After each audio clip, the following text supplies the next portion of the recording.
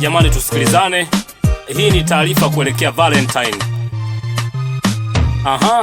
Kwanza mabibi na mabwana, bali zenu. Naitwa MGK na mimi ndo msemaji wenu.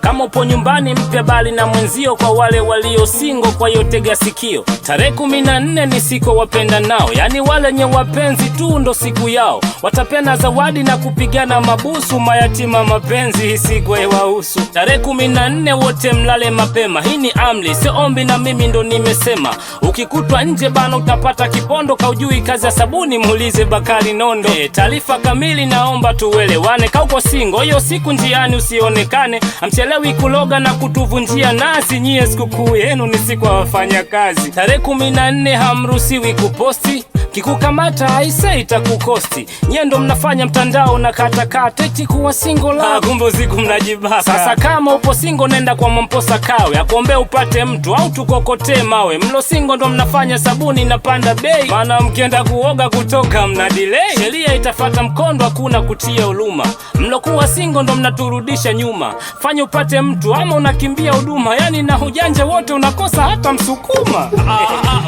Mtweni ule ajenzi mtweni ule anaongea nini? Jenzi niacheni kwanza jenzi.